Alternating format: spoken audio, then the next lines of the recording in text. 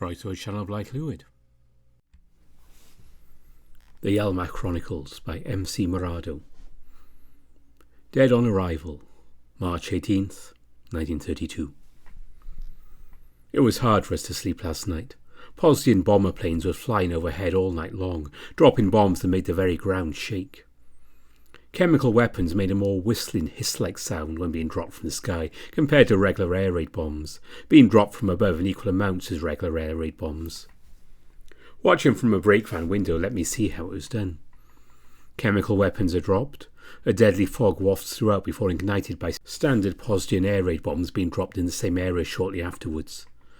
Poznan's recipe of Armageddon at night. The endless air raid barrage comes to an end at the crack of dawn.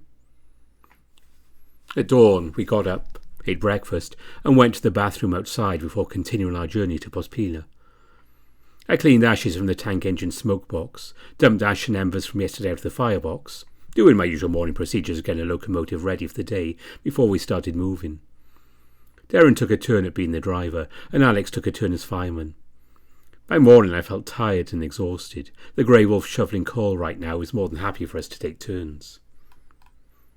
Up bright and early. That's like waking to an even worse wasteland in the morning, Alex sarcastically said cheerfully. Relax, it's just genocide, Derrin scoffed, resisting the urge to laugh, mirroring his best friend's level of sarcasm. How are you lads so level-headed? Most people I know would be traumatised by spending the night in a Kovlakka battlefield, I sputtered, blinking in disbelief. Everything's funnier with friends, isn't it? Alex instinctively replied, the grey wolf feeling almost confused. A nation that's been worn over a century is bound to have a lot of faint hearts mucking around. Kovlakka separated from Poznan in a civil war back in 1864. Kovlakkans have a better sense of humour about it than our own history books. Derrin snorted dismissively, weakly waving a paw carelessly. Alex kept shoveling coal into the engine's firebox. We're in the middle of the deadliest war in the history of ever. I'm not sure locals will have a sense of humour now, I thought out loud, unsure about even being dragged along for their journey ordered by King Eric. We continued going slow but at a consistent pace along the neglected tracks. Sometimes we had to get out of the engine's cab to manually switch to points as a slight detour avoiding destroyed tracks. Occasionally old steam railway cranes from Yelvian railways, mostly the Y&R, can be spotted left to sit in sidings or on stretches of track. I think repairing the rails in Kovlakka railway at large is the least of Kovlakka's problems right now. Kovlakka is both privately owned railways and only one government-owned railway. Constant conflicts of interest internally make dealing with Kovlakka railways painfully bureaucratic, and Kovlakka railways are very slow to adapt to any meaningful change that will benefit them in the long run. Tracks are notoriously poorly maintained even before the war. Alex took this time to do a bit of engine spotting, naming every class of locomotive he saw what they were built for. As an old saying goes, rolls around Kovlakka enough, he'll be a troublesome truck, Alex joked, referencing how a lot of privately owned freight cars, brake vans, and other unpowered rolling stock tended to mainly suffer from neglect, besides being poorly maintained at best. Kovlakka-built locomotives are often copies of Poznan designs, violating copyrights and patents. Kovlakka locomotives have a reputation of being heavy, slow, but ugly, and for all the right reasons. A Kovlakka engine might burn enough coal to wrap a mine and take a week to get from one side of Kovlakka to another, but it'll take anything you throw at it, Alex laughed, still acknowledging how Kovlakka locomotives are ungodly and efficient at burning coal, but basically indestructible. Alex then expressed his inner train geek by telling me how big Kovlakka tender engines used to have put in 5-kilometre-long freight trains are far too heavy for Yelvian tracks, telling a story regarding multiple derailments. Kovlakka still uses steam trams and steam trolleys, even though Yellmach completely electrified its own tram and trolley lines decades ago. What are some weird laws with a reason? I pondered, wondering how strange things can be. On Yellmach it is illegal to leave football nets strewn about or netting not carefully rolled up when on use. Reason being to stop feral wildlife like foxes from getting all tangled in netting. Derrin answered right off the top of his head. In Poznan it's illegal to be married to more than 2 women. Poznans were quite polygamous in the last century, Alex added, snickering, holding back childish laughter. In Kovlakka it's illegal to lick doorknobs. Superstitions around a pre-war scarlet fever epidemic played a part. Derrin interjected once more, almost wheezing with laughter. Speaking of superstitions, they're all mint back home to mint any Yelvian currency during December and January. Alex said in the tone of, "Wait, there's more," clear as day in that grey wolf's voice. Yellmach doesn't mint a whole lot of new money in circulation, despite a growing population. The largest banknote denomination is 100 Yelvian pounds, a banknote not very common. Everybody back home usually does a lot of transactions by purchasing things with pence coins.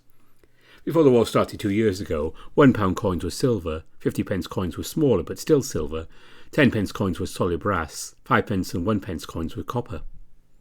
Since 1931, all new minted Yelvian coins are made of steel. Pre-war coins are shooting up in value. Pre-war coins in Yellmach have become a popular investment, more appealing than the fluctuating stock market that crashed by 75% of its value. An old jar of coins found in an old lady's attic can sell for more than a brand new car at auctions. The Royal Mint is stocking up on heavy bars of silver, gold, brass and copper for quickly building up precious metals reserves. As a result, overall, the Yelvian pound is one of the top 5 most valuable currencies in the entire world. 2,000 Posian shillings equals 1 Yelvian pence.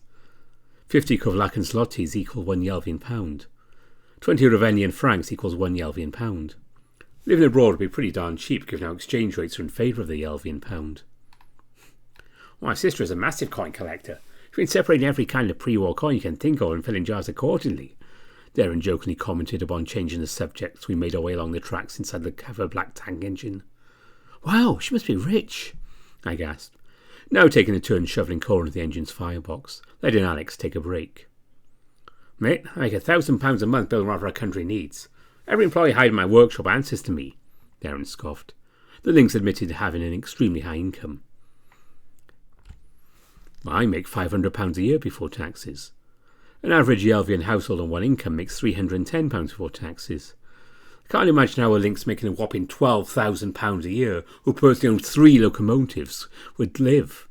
A family business founded by his father plays a large part. Thomas Warren Steamworks, a successful Yelvian family-owned business headquartered in Hartsgard, founded by Derrin's father and a now-deceased business partner. Derrin is in the upper echelon of society for sure, but prefers being seen as the feline inventor everyone looks to. Alex and Derrin are best friends, despite leading totally different lives in different classes. That fact doesn't bother them at all. Here I am, tagging along as the new third friend. I have a surprise. Thomas Warren is eventually getting a locomotive manufacturing subsidiary, simply called Thomas Warren for short. My dad's the CEO. I'm in charge of research and development. My dad was impressed by my diesel locomotive prototype. He's really wanted to help me build diesels for railways, Derrin excitedly told us. That sounds awesome, I instinctively congratulated the Lynx. What's going on with diesel-powered things today? Alex asked, casually shoveling coal into the engine's firebox. My father is helping out a working production-ready prototype meant for narrow-gauge railways back home, like the Mountain Arcaster Railway by next year. Side all production standard-gauge diesels are going to be diesel-electric. I love the idea of electric traction to some degree. Narrow-gauge diesel engines, on the other hand, are better off mechanically driven. I can figure out diesel-electric stuff regarding narrow-gauge engines. Derrin sighed, having a so-so feeling about slow progress in the family business. Oh, stave steam engines from scrap.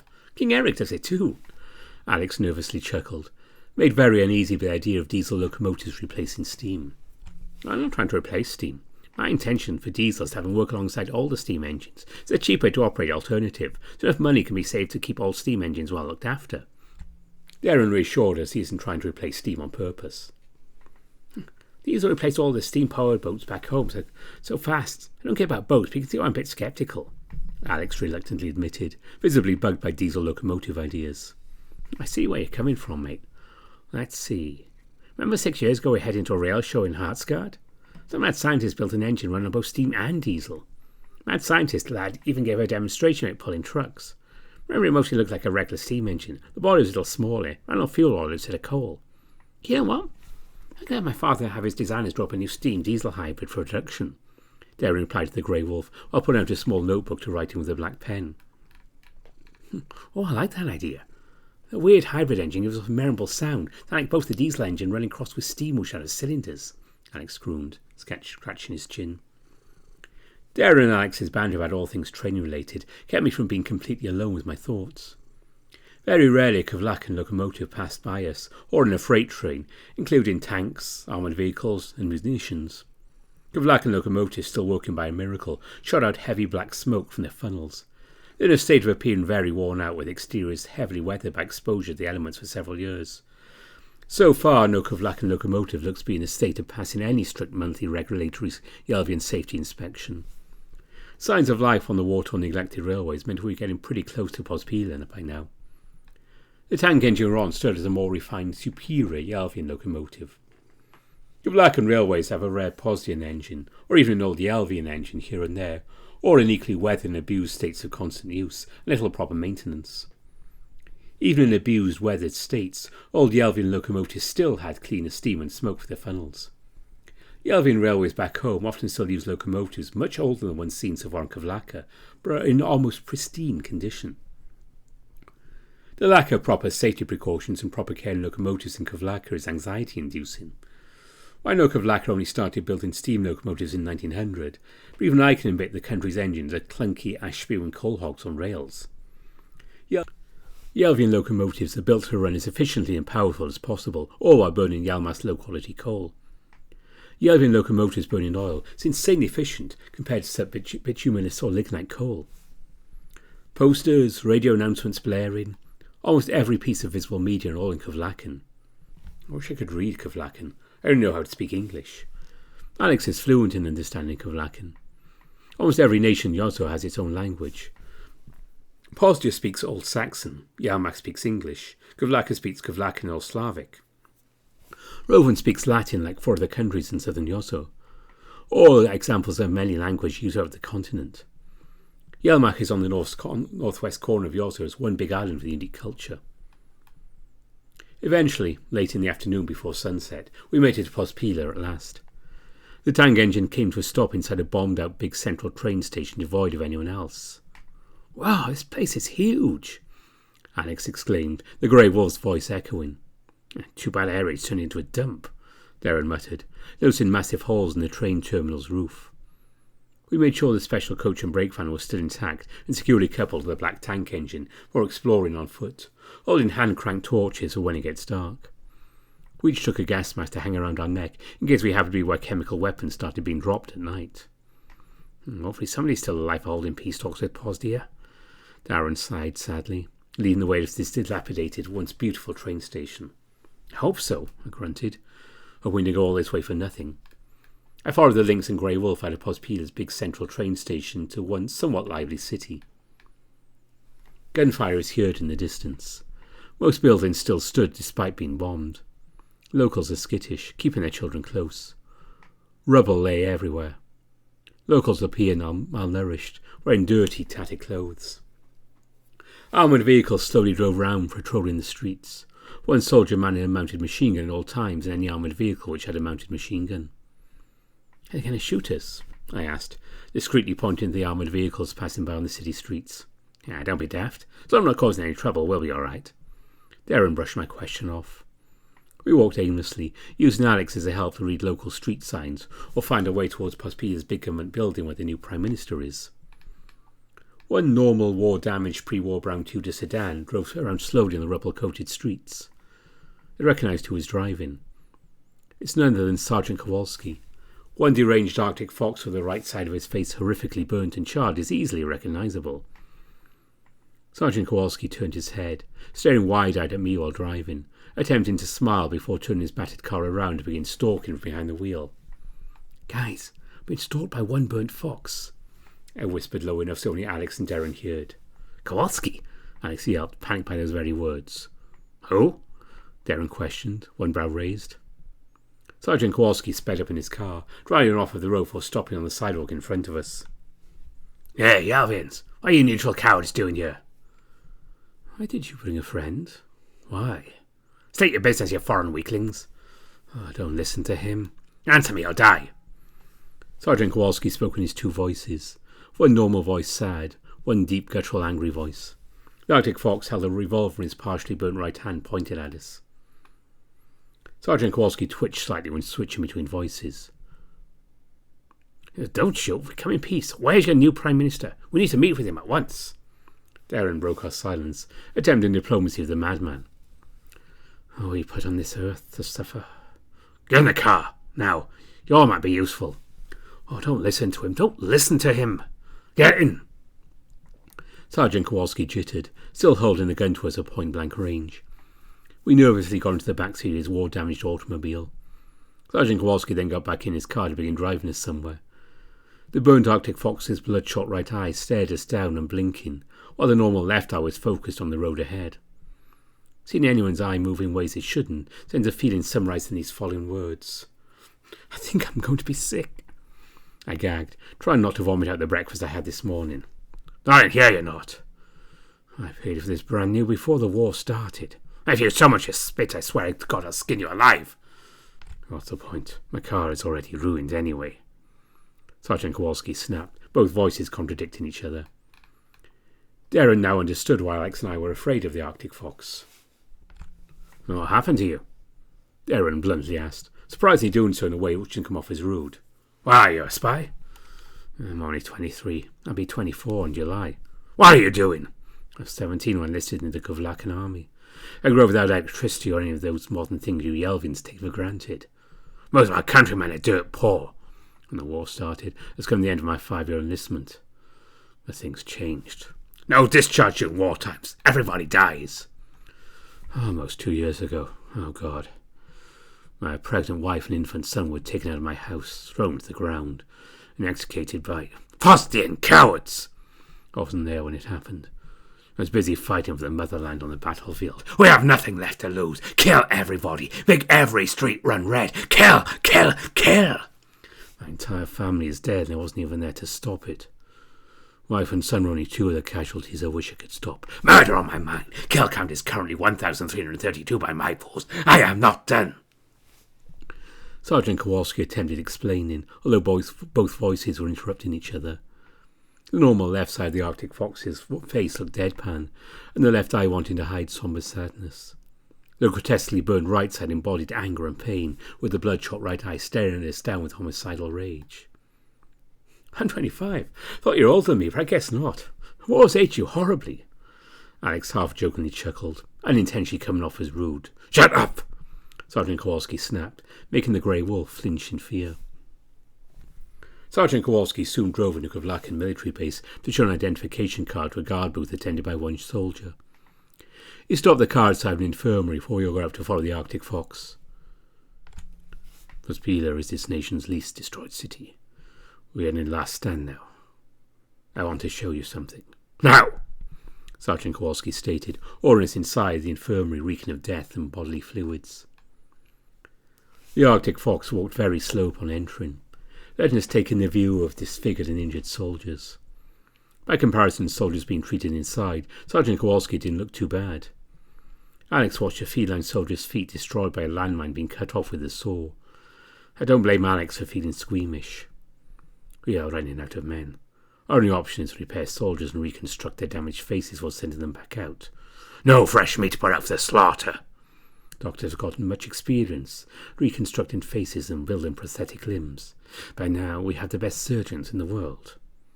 Sergeant Kowalski groggily told how surgically repairing soldiers became a dire necessity during these times.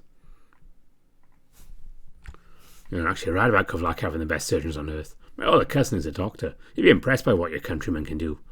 Since the war started, Kovlakka's non-existent healthcare somehow made a turnaround into being better than back home, even if it's just for soldiers.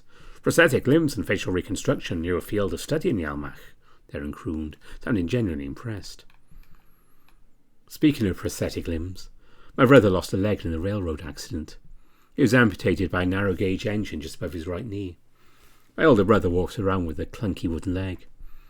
The prosthetic limbs given to horribly disfigured Kovlakkan soldiers are made of metal, leather, painted wood and steel screws, looking far more advanced than any standard wooden prosthetic limb made in Yellmach. The fingers of Kovlakkan soldiers' prosthetic arm are movable, some hands having metal bendable fingers resembling springs with short dull red rubber fingertips, shaped like very short yet wide cylinders. Learning how Kovlakka is pushing for soldiers to keep fighting by rapidly advancing facial reconstruction methods, besides making prosthetic limbs, is equally brutal and intriguing at the same time. Do you know where the Prime Minister is? I politely reiterated, emphasising why Alex and Derrin took me along for the journey to Kovlakka. Down in a bunker somewhere. We have a general to kill. It's not safe in Pospila's government buildings anymore. Most elected officials are dead. The last Prime Minister was assassinated by a Pozdian sniper. I'm glad some Yelvians know what goes on, what's been improving.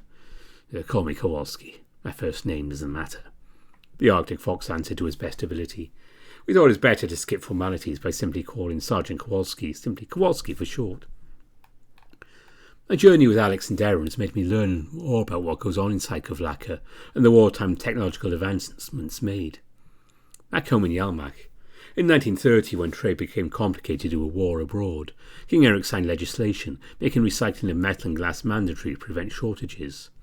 Car batteries, junk appliances, automobiles, anything made of glass, tin cans, light bulbs, old metal containers. Anything made of glass and metal is required to be recycled by law, instead of resources being wasted by throwing it away in a landfill. Somewhat all Yelvian households have to pick up when separating metal and glass from rubbish is mandatory. Landfills and dumps in Yellmach have workers picking out recyclables from rubbish. King Eric made the word recycling itself in everyone's vocabulary back home. Used motor oil back home is not allowed in landfills, reason being it can be repurposed as fuel for diesel engines or oil-burning locomotives. Scrap metal back home is seen as better than gold. Even all automobile tyres by law are to be recycled as part of King Eric's permanent recycling legislation under a section relating to other recyclables. Kovlakka might be terrible at making locomotives, or maintaining them for that matter, running railways or making anything fuel efficient. But Kovlakka has the highest quality coal and easily the world's best prosthetic limbs. Kowalski led Derrin, Alex and myself downstairs into a dimly lit underground bunker. "Edith, this is spooky," Alex whispered, holding my paw, catching me off guard. The tall, scrawny grey wolf isn't holding my paw as an excuse to try anything. He's genuinely a little scared, but doesn't want to show it. "I need to speak with Prime Minister Dabrowski." "About 3 Yelvian guests with me." Kowalski barked at guards standing outside of one thick steel door before the guards opened it for us. We followed Kowalski inside the dimly lit office as the guards stayed outside of the room. The door was closed behind us. "Hello, Prime Minister?" Derrin called out, approaching a familiar middle-aged Tatar shepherd, now wearing formal Kovlakkan military attire reserved for only the Commander-in-Chief. Alex and I sat in seats a few feet in front of the new Kovlakkan Prime Minister's desk. Dabrowski hung up a wall-mounted telephone stand behind his desk. "What are you Yelvians doing here again? Who's this cat?" Dabrowski got straight to the point, not mincing his own words. "Yeah, my link, sir. We came on behalf of King Eric. My name is Derrin." Derrin formally introduced himself to Kovlakka's Prime Minister. "Thought Yellmach declared neutrality. You're a king of caliber, a hypocrite." Dabrowski bitterly scoffed, already annoyed by existence. "Yellmach does not care about what you always Pozdia. Yellmach supplies firearms and other goods to Kovlakka and Pozdia, without bias. Problems are more important than conflicts outside Yellmach's borders. All I'm here for is to conduct business, nothing more, nothing less. Part of why I've sent you is to bring you along by train and start any possible peace negotiation with Pozdian leaders. Yellmach can't have any business that clients all killed each other." Derrin gave the Tatar shepherd a piece of his mind, showing restrained annoyance. "What? Your country supplies the enemy?" Dabrowski sputtered, visibly shaken. "That's not my problem. Your last Prime Minister imposed a coal embargo on Yellmach which has to be lifted. Yellmach has adapted with new technology, not need coal anymore. The Yelvian coal railways still need coal, preferably Kovlakkan coal. What do you want? King Eric wants Kovlakka's coal." The Lynx continued, completely unfazed, effortlessly being brutally honest. "Guns, many guns, tanks, planes, ships, ground vehicles. I need them now," Dabrowski ordered, demanding more firepower. Derrin walked over to help type out an official deal between nations. Dabrowski is still going to maintain part of the coal embargo, banning the import of Yelvian coal into Kovlakka, but we don't care. Dabrowski, in exchange for paying the Yelvian government a ton of money and giving Yellmach coal to survive Yelvian railways, is set to receive all tanks, steam warships, armoured vehicles and old firearms, which is said to be decommissioned and scrapped by the Royal Yelvian military's payment. Dabrowski is oddly satisfied with getting any more military firepower at all. Even the decommissioned vehicles are outdated by Yelvian standards. However, Dabrowski refused any possible peace talks, but Derrin was happy to make any progress on any deal at all. This whole time the Prime Minister's bunker office was only dimly lit by a desk lamp. Kowalski stood still in pitch-black darkness watching us. One whole boring hour later, Derrin officially had finished making a deal and had the documents typed up for King Eric to read. The Lynx rolled up the small stapled stack of documents, stuffing it into an inside pocket of a new coat he took from a nearby coat rack to wear. "Remember us, Dabrowski?" Kowalski made his presence known. "Who are you?" Dabrowski questioned, the middle-aged tattered shepherd not familiar with Kowalski's second, deeper, angry voice. "We haven't seen each other in almost a month." "You watch me burn, left us to die." "Tarnishing a dead man's name." "Fate has turned it bad." "Constant pain." "Do you really think we're winning at this point?" Kowalski exclaimed, both voices portraying different emotions. The Arctic fox made slow, heavy footsteps towards just where light from Dabrowski's desk lamp made him just barely visible enough to reveal its grotesque burns and hold a revolver in his right hand. You're alive? I thought those rumors were only to sled skate in private. I thought you were killed in combat." Dabrowski sputtered, left speechless. "Dead wrong." "If you didn't send me off to the battlefield that day 2 years ago, I'd still have a family to go home to." "We have nothing." "I have nothing to live for." Kowalski shuddered, raising his right to briefly point the revolver at Dabrowski, then switch hands to turn the gun on himself using his left hand. One deafening gunshot made guards rush into the room, turn on the overhead incandescent lights, find Kowalski lying lifelessly on the cold concrete floor. "We will be leaving now. Thank you for your time, Prime Minister." Derrin nervously told Dabrowski goodbye. This was a cue for Alex and I to get up and walk out there with our Lynx friend. We got out of that bunker as quickly as possible before walking out of the Kovlakka military base. "There's no place like home. There's no place like home. There's no place like home," Alex repeatedly chanted to himself. We wandered around Pospila feeling more cautious when Derrin had important documents on an official deal between Kovlakka and Yellmach stuffed inside a coat pocket. Free war buses around Pospila picked up passengers despite broken windows and a war-weathered exterior. "Taking the bus is faster than walking. How about we take the bus?" I suggested how we get to this train station faster. "That sounds splendid. Being out in the open makes us stick out too much," Derrin agreed. We walked over to a bus stop, got on the first bus to stop by. "To the train station, please," Alex told the bus driver in Kovlakka, before we took our seats in the cleanest available bench seats. We've never taken a bus before, so this is all brand new in our eyes. Back home in Yellmach, there are no buses in public transportation. The government-owned company called Yellvian Transport only operates a vast network of electric tramways, with electric trams and trolleys in every major urban area, with tram routes to other cities at very cheap fares. Every big city in Yellmach has tram and trolley tracks going to almost every single street. Riding a Kovlakkan bus is definitely nowhere as smooth as anything on decent rails, but it beats walking. I'm not missing out on anything back home by having electric trams and trolleys instead of buses. Soon enough we got off to walk inside the bomb train station. "Can I stay in a special coach this on my way back home?" "I don't risk these documents blown away in the wind," Derrin whispered, looking over his shoulder despite there only being the three of us inside Pospila's big train station. "Go ahead, mate. Thing I can't handle." Alex said yes to the Lynx, showing sympathy for his best friend. I didn't say anything. By now it was already night. Luckily we still have our hand-crank powered electric torches to light the way inside this pitch-black train station, only dimly lit by moonlight. How do you miss being back home in southwestern Yellmach, where Sudrian Junction and Hartsgard are, Hartsgard being a favourite west coast metropolis? The train station Pospila gave off an aura of imminent doom. My canine instincts detect something amiss.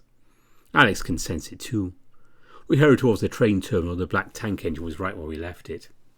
The special coach and brake van is still securely coupled to the black tank engine. Derrin took this opportunity to run inside the special coach for safety.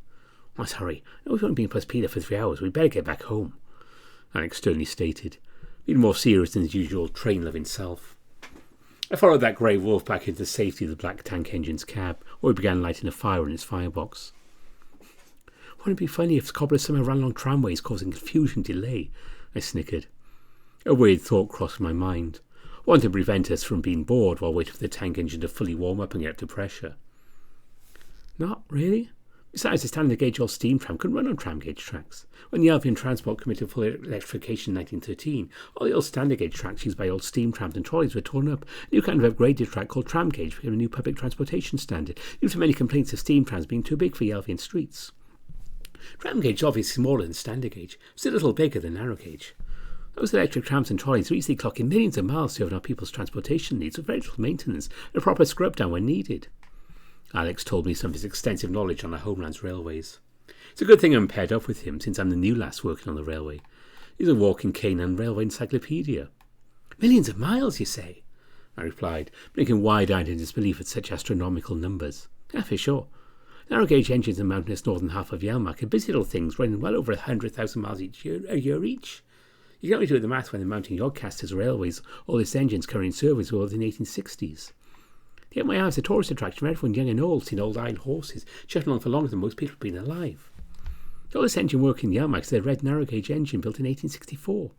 Little old MYR engines are always busy, hauling freight, pulling passenger trains and working basically forever. Pretty sure they'll outlive us, he added, making me do a double take. For real?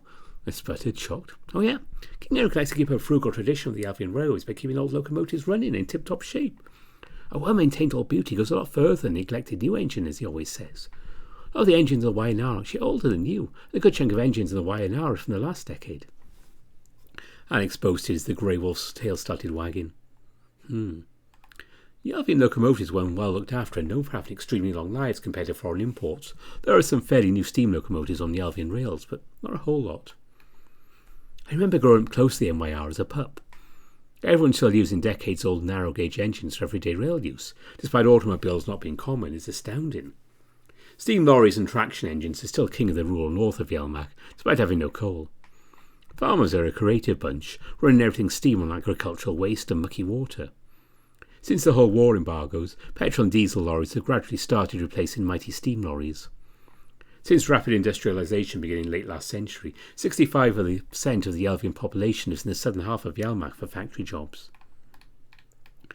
Alex and I talked about how steam engines of all kinds played a huge part in our lives, as the black tank engine's body took forever to get up to pressure. When it was finally time, Alex reversed the train at the bomb train station terminal. We took a while figuring out an annoying ordeal, getting out to find a functioning turntable before really heading back home. Time efficiency was most important, like any day operating a railway schedule on any given day. Hearing Pozdian bomber planes flying over Prospila gave us extra incentive even quicker. Oh, use every ounce of strength, those short legs of yours, Alex grunted, helping me push a manually operated turntable as we heard air raid bombs going off. I can't help it, I yelped, reminding him I am a corgi. You're a wolf. Use those long lanky limbs God gave you. You have more leverage. I then shouted, pushing hard alongside him. If I had a choice between making a deity rising out of the ocean or winning some people dying in bloody wars, I'd rather pick Cthulhu any day, Alex grunted as we finished turning the train around on the manual turntable. Suddenly one air raid bomb landed not even 5 feet in front of us after finishing up with that turntable. Whew, we're still alive, the grey wolf rejoiced, happy how the bomb in front of us turned out to be a dud. We won't want to be near if it does decide to explode later. I frantically followed Alex back into the black tank engine's cab. Full steam ahead. My arms got one heck of a workout shoveling coal in the engine's firebox as Alex drove the train as fast as it could safely go on the neglected Kovlakkan tracks. Stopping now for the night is no longer an option. Losing sleep was more appealing than being blown to pieces by nighttime air raids. Must keep going.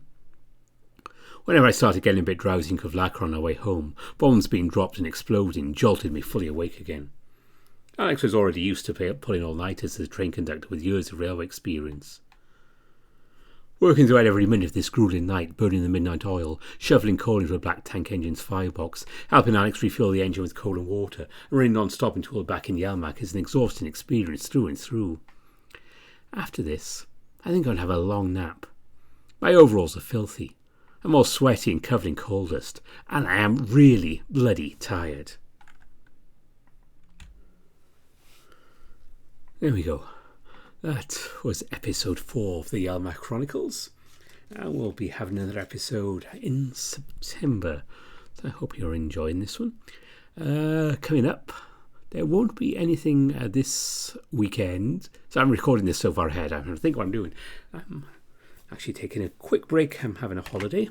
So I will not be recording this coming weekend. But we will have something the following weekend, which I hope you're going to enjoy. It's something new. So that will be going on. And, of course, more Yellmach Chronicles. And I'm still hoping at some point to get back to the more common midweek videos. Things have just been things recently. I am very busy. And, yeah, so we'll hopefully get back to those when things settle down in real life. But one thing I did want to mention while we're here with the Yellmach Chronicles, Morrado was asking me to ever know that Alex, who is a lovely character, I love doing his voice here, he is actually asexual and aromantic. He's a 25-year-old wolf. He kind of sees the world through a child's eyes. He doesn't understand romance or any kind of sexual relationships. Apparently he's been diagnosed with Kanner syndrome. It's a classical definition of autism. So he's very smart. Again, I'm working on railways. He knows his stuff. But mental capacity is more like a preteen. And his brain isn't really developed enough to give consent. Edith, however, thinks he's just this eccentric yet socially inept best friend. But, I mean, this is the 1930s. Given how women were treated back then, she thinks it's sweet that Alex just sees her as another kind of friend, playmate. You know, she's not just this woman. And she finds it interesting how Alex is an absolute egalitarian towards everyone. His Kanner syndrome renders him unable to understand most non-verbal social cues, and he's not afraid of anyone. So it's that child's eyes things. He thinks it'd be better if everyone was nice to each other, which in a way you can't argue with. I think that's part of the charm of the character. But yeah, that is a little background on Alex and Edith there. I do have a picture sometime of Edith I'll have to put up. And as I say that, I just remembered Morrado did send me one. So here's the actual feral basis for Edith, Pembroke Corgi. Nice looking dog. But that is it for now. And as always, before I go, I'd like to say thank you to all my donors on Patreon and Ko-fi. And thanks to you for watching as well. And my top patrons are Omar, Rafu, Spiderling, Sumuto, Tiger Cub, Ara Amaterasu, Vulpers Need Coffee, Mohammed Al-Zamel, Mario Cervantes, Matt Kenya, Kartek, Evan King, Ada Koval, Harvest Mouse Productions, Grizz, Exact, Dissonance, Gobers Visser, Brian Hall, Yeka, Bastian, oh, it's one of those days, Aaron Fox and Andy Payne. So thank you to all of you, especially for supporting the channel. Yes, it will be more Nevin this weekend. And again, nothing next weekend and something new for you to look forward to right at the end of August on what's a Labor Day weekend for Canada and the US. And for us in the Northern Hemisphere, the kind of start of autumn. Saying that, the leaves are turning here and it's been a cool rainy day. I have seen snow on top of one of the mountains nearby. It won't last long, it's okay, but it's coming. Thanks for watching. Bye for now.